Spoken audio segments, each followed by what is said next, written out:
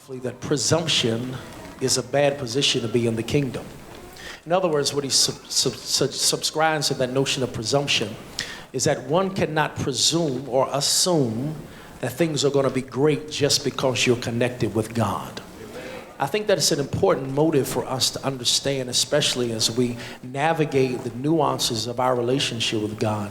Because I do believe that there has been some false propaganda that goes around that suggests that just because you're connected with Christ, you don't have struggle, strain, pain, and problems.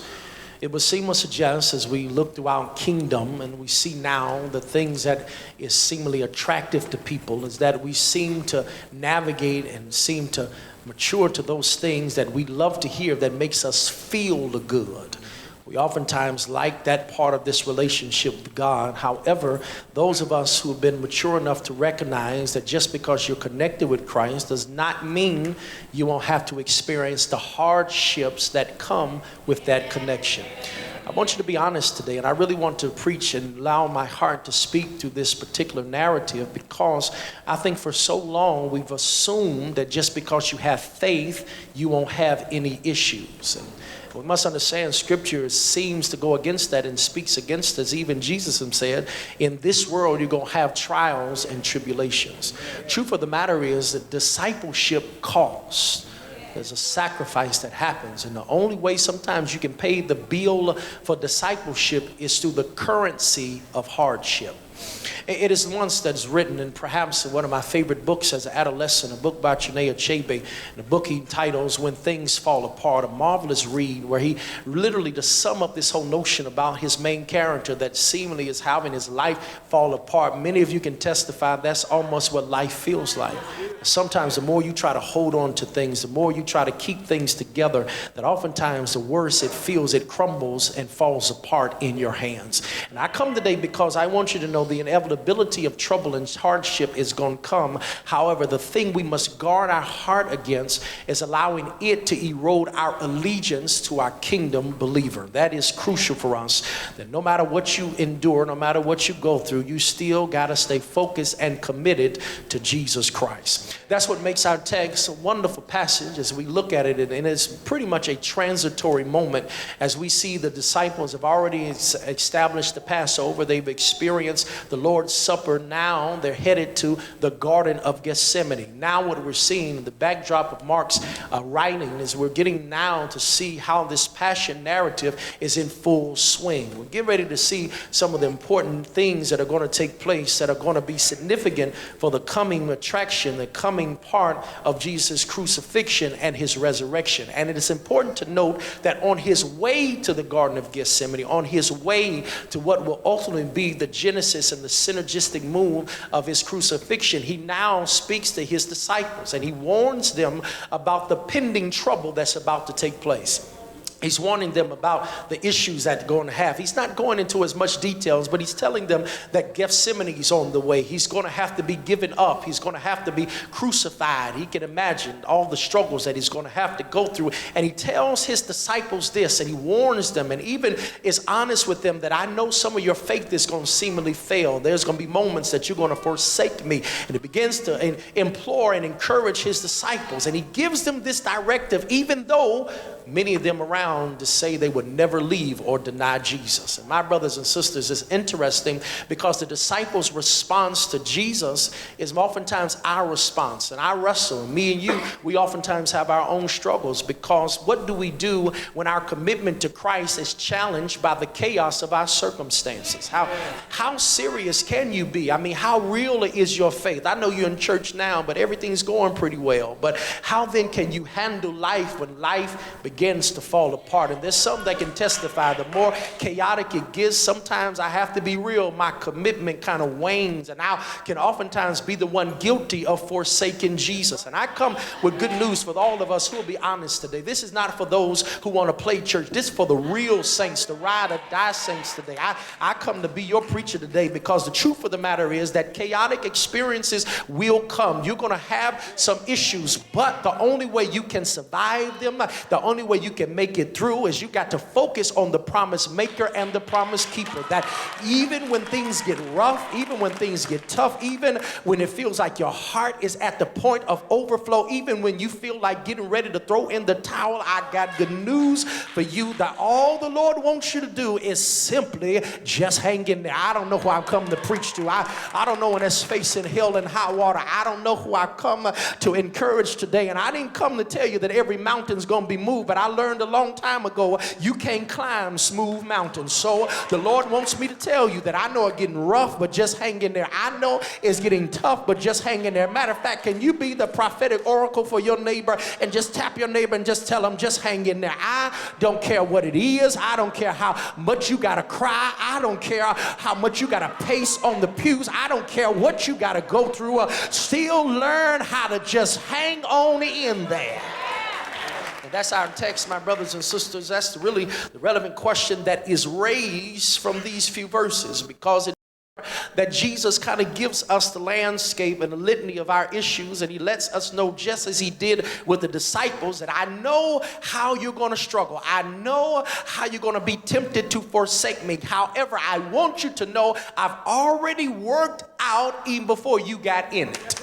So the good news I want to tell you is that sometimes you just got to hang on in there until your change comes. That's our passage. And I will admit to you that oftentimes when we read this particular narrative, it's under the heading of Peter's denial. However, I rather seem the focus of Jesus's response, Jesus's assurance, even in the midst of Peter's denial. There's three things I'm going to lift up, and hopefully it'll make some sense, because someone needs to be encouraged today to know how you can make it through when life is falling apart. First thing I want you to write, if you're taking notes, is that we have noticed, according to the words of Jesus, the certainty of life falling apart. Verse 27, they're just leaving this place of the upper room. They just had a moment where he shared his body. He shared his blood through the bread and the wine. They even sang a hymn. This is a high celebratory praise and worship moment. And now they're en route to the Garden of Gethsemane. Can you see it now as Jesus with his disciples? The only one missing is Judas. And they're just walking. They are unbeknownst to them. They don't know what's going on. They just happy to be in the number. They have no idea, even though Jesus has been trying to tell them about what he's about to encounter. And so it almost seems like Jesus, in the midst of this happy-go-lucky journey, he pauses as if to remind the disciples. He looks them straight in the eye and tells them, according to the Message translation, you're about to experience life falling apart.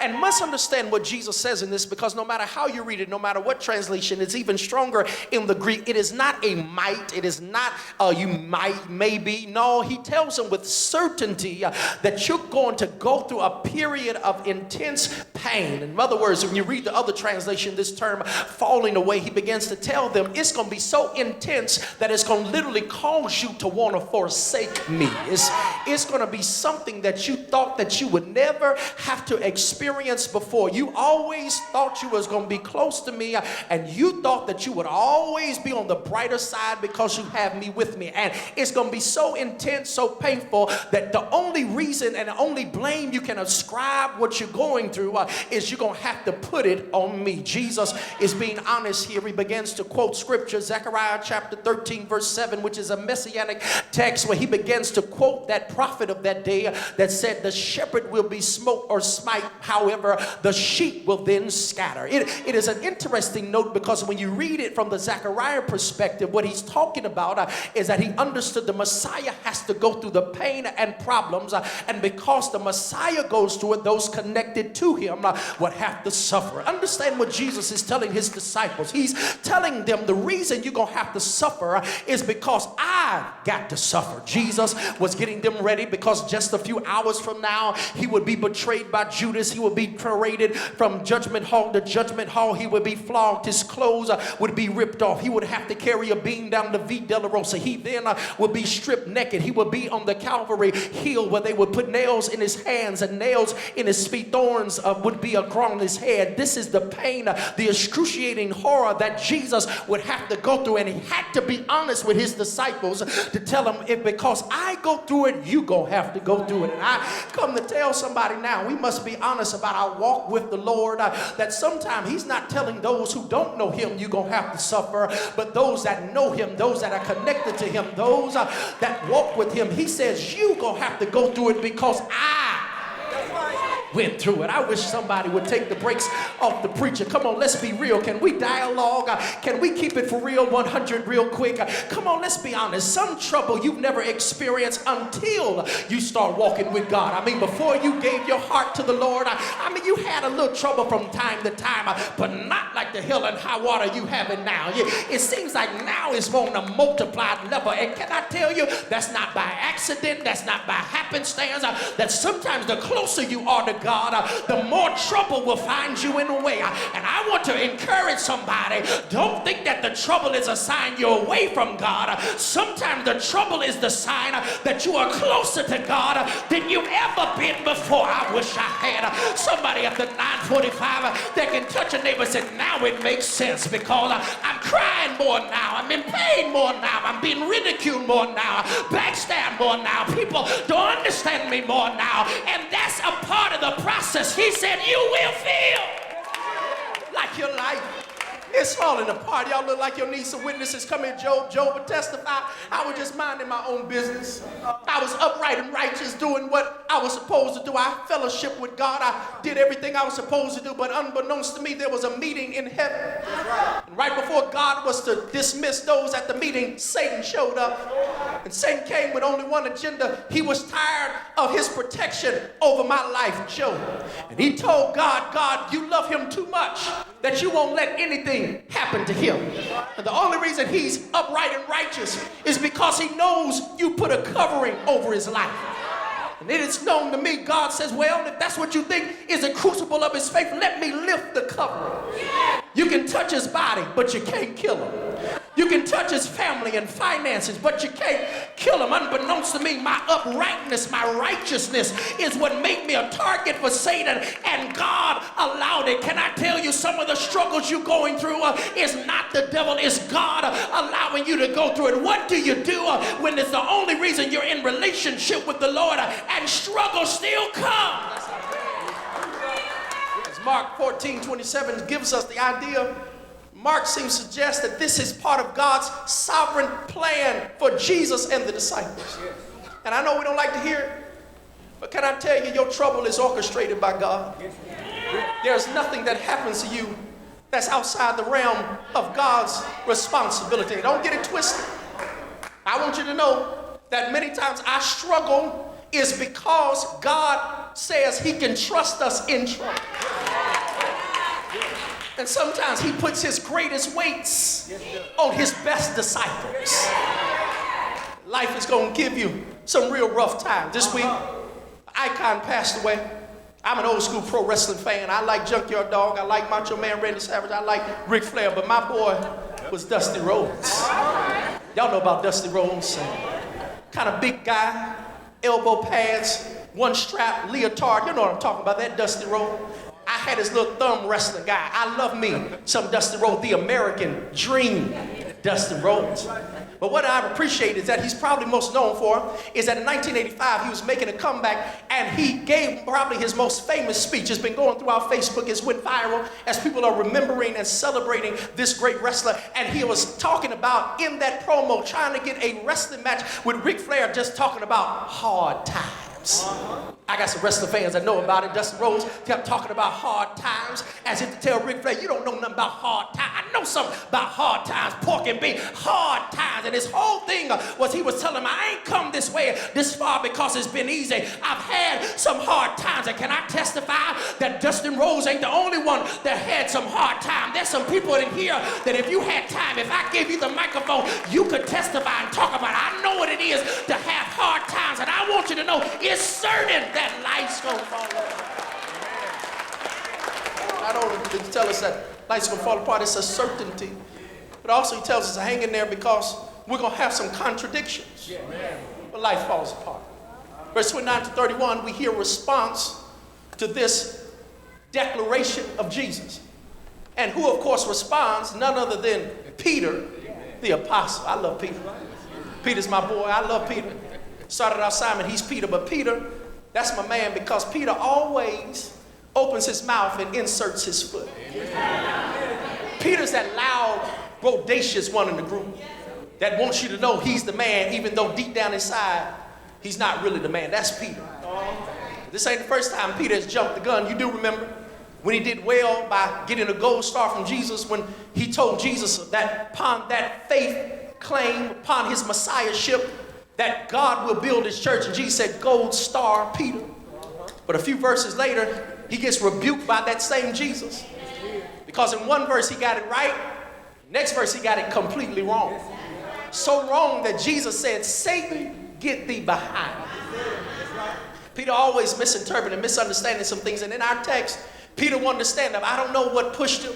Maybe it was the presence of the other disciples. He had always wanted to show he was the main man. So he tells Jesus, no, Jesus, I would never deny. This term, deny, in the Greek literally means to utterly disown. I'll never fall away. I'll never turn my back on you, Jesus. Can you imagine Peter looking at everybody? Looking at them, his nose pointed down. Y'all ain't as spiritual as me. I'll never leave Jesus.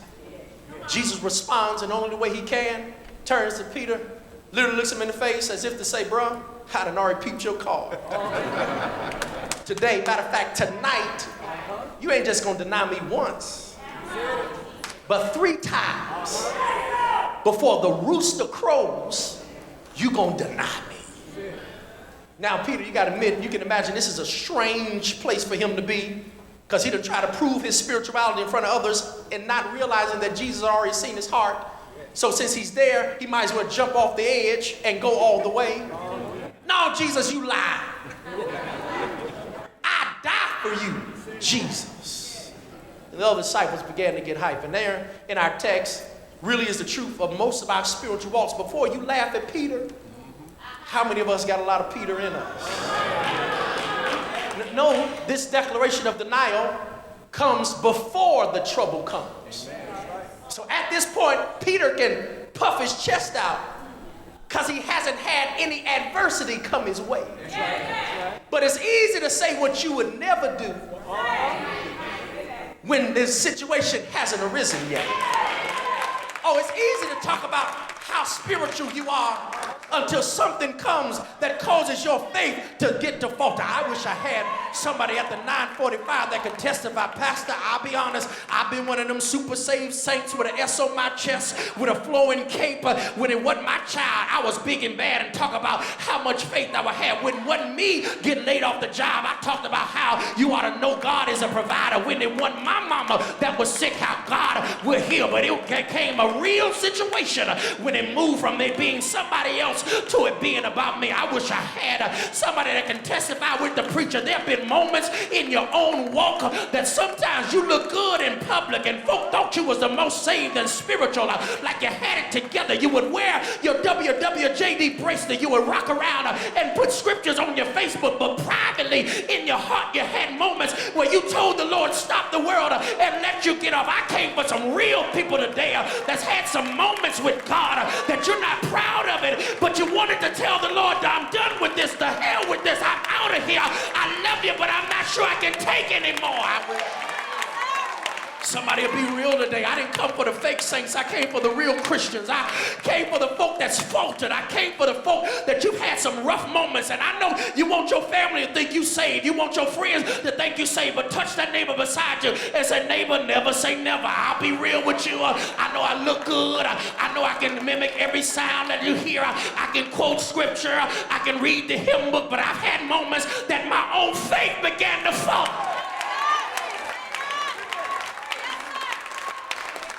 I tell people, don't look so bad at Peter, because Peter's like all of us. We like to say we will never fall. Come on, sir. We like to say we'll never give up on God. We love to lift up our hands and say we'll never turn our back on God. But I've learned something in my spiritual maturity. In 35 years the Lord has allowed me to live. I've learned never say never. You got to be careful, because just when you say there's something that you'll never do, that's the same thing God will send your way to see how real you really are. And God said, I know your heart. I know, because most of us will only learn the strength of our faith through the failure of our faith. Sometimes you'll never know how strong you are until you get to a point where all you have is a weak you. I wish I had somebody behind the preacher that can testify. I know, Pastor. I know. Truth is, most of us, we're just putting on charades for people. We want people at church to think we got it together. But privately, you get in the car and cry yourself to the crib. Many of you walking here, you want people, you puff out your chest. It's like you the king Christian on your job. But privately, there's times you're just struggling. Some of you in church today, you just here because this is what you do on Sunday. You just here because this is just something to fill the calendar. But deep in your heart, you're here, but your heart is distant. Never. Say never. Amen. I love that commercial, that new State Farm insurance commercial, where it really can be entitled Never. It's a commercial where a guy says what he's never going to do, and each never is the transition to something in his life. You seen the commercial? So it starts out with a guy with his homeboys around a pool. He sees these girls in the pool, turns to his friend and say, I'm never getting married. Commercial shifts, you see him in a jewelry store picking out a ring. Now he's married to a girl, they're on a plane, and a fussy child walks by. He whispers to her, I'm never having kids. The scene shifts, there they are with feeding a kid in his urban apartment. You see him in the urban apartment saying, we'll never live in the suburbs. The scene shifts, you see him cutting grass in the suburbs. He sees a minivan ride by. He says, I'll never get a minivan. The scene shifts, you see him washing a minivan. Come on, talk back to me. The scene shifts, he's in the house, and his child has written in crayon on the wall. His wife walks by, he says, we're never having any more kids. And while she's carrying the laundry basket, she looks back and says, I'm pregnant again. The next scene shifts, and you see him with his wife and his kids, and the last never is, I'm never letting go. Touch somebody and tell them, be careful the nevers you say in life, because that never just might be the transition. That's why you can't never say never in your spiritual life. Some stuff just might happen.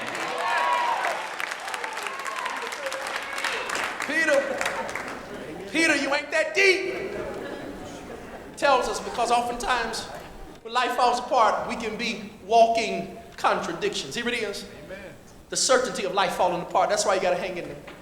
The contradictions when life falls apart, you got to hang in there. But here it is. I'm done. Finally, notice the confidence in falling apart. And I purposely skipped a verse. I gave you certainty in verse 27. I gave you the contradiction in verse 29 through 31. But the confidence is found in verse 28. Can I tell you? Peter's probably like most of y'all. He's like me, I know. When Jesus was saying it, he probably didn't hear Jesus. He just heard Jesus. And my grandma was here. She used to accuse me back in the day of, before she can get the question out, I already had the answer. I believe that Peter only heard verse 27. When they were told life's going to fall apart, you're going to fall away. You're going to be like sheep without a shepherd. And he did not hear verse 28. Because if he would have heard verse 28, I don't believe he would have denied anything. Because verse 28 is the resolution to verse 27. Yes, it is. Verse 27, he says, you're going to feel like your life's falling apart. You're going to feel like sheep without a shepherd. But verse 28 says, but when I am raised up, I'm going to lead you to Galilee. Okay, we're a little slow. It's cool. I come to preach. I know y'all missed me last week, so let me go ahead and tell you back again. He says, verse 27, you're going to suffer because I suffer. I'm going to have to go through some painful periods. The Garden of Gethsemane. I'm going to be sweating blood. I'm going to have to be turned over by Judas. I'm going to be tried from courtroom to courtroom. I'll be mocked and I'll be jeered. I'll be carrying a cross. I'll have nails in my hand, thorns on my hand. I'm going to die on Friday. But when I get raised up, I'm going to lead you to Galilee. Okay, some of y'all got it. Okay, let me see if I can catch some of you up. He said in verse 27, you're going to have to suffer because I suffer. But there's good news to that. Because it's not just your connection to me that makes you suffer. But if I suffered and you suffered, but the good news is, but I'm going to be raised up. Which means if I'm raised up, that means you, I wish I had. That means you are going to be raised up as well. If that means there's going to be an end to my suffering, I got good news for you. There's going to be an end to your suffering. Can I tell you what makes me shout in this text is that the Bible tells us that Jesus knew I may have to die on a Friday. But Friday is not my last word. But I got an early Sunday morning. Oh, shucks, I feel like preaching. Touch somebody and give me your best preacher voice and tell them early Sunday morning. Tell them, neighbor, I don't know what you got to go through, but know God got an early Sunday morning with your name on it. You may have to endure for a while now, but the Lord got an early Sunday morning for you. You may have to cry now, but God got an early Sunday morning for you. Touch that neighbor beside you and say, neighbor, I got good news for you. No matter what you got to experience, God says he got a Sunday morning with your name on it. Touch your neighbor and say he can get up. And because he got up, I can get up. All right, you seem like you need some scripture. Touch that same neighbor and say, weeping may endure for a night, but comes in the morning. Do I got anybody here that said he can get up? That's good news for somebody. But that's just the first part of the promise. But then the second part of the promise is after he said, but after I'm raised up, I'm going to lead you back to Galilee.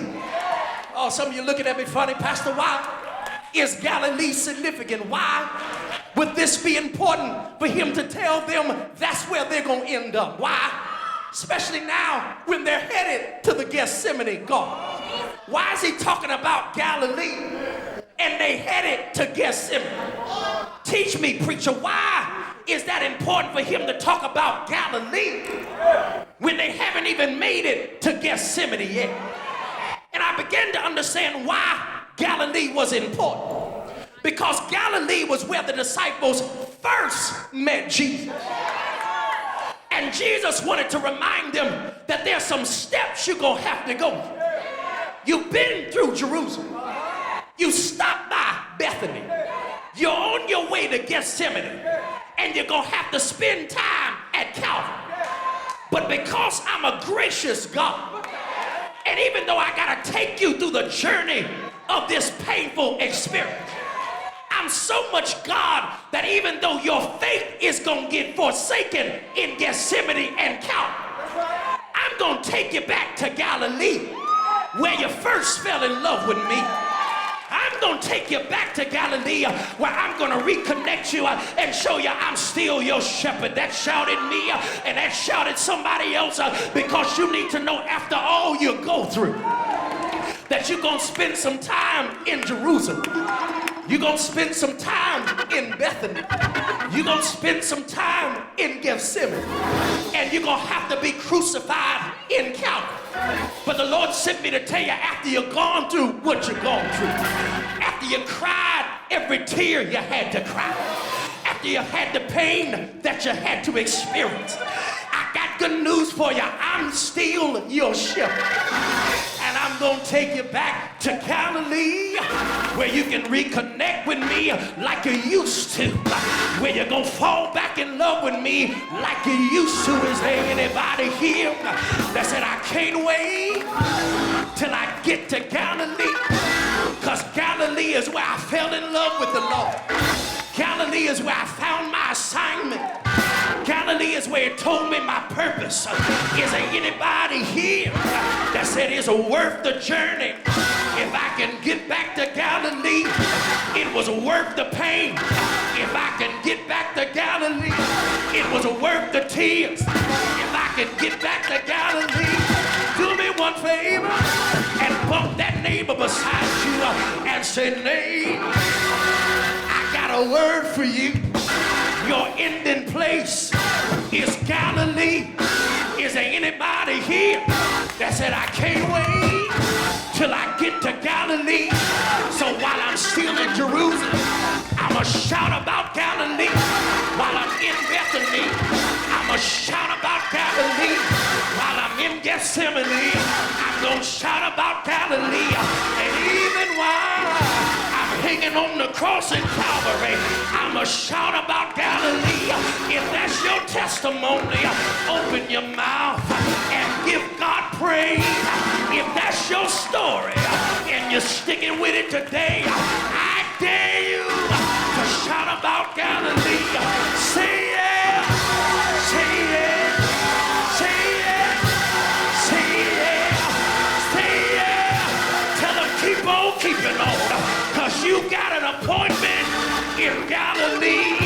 Hang in there, the end is not over. Bye-bye, y'all. See you later. After a while, crocodile, but my soul done got happy. Cause when I think of the goodness of Jesus and all he's done for me, I realize it was worth it. It was worth it. I'ma hang in there till my change come. Yeah.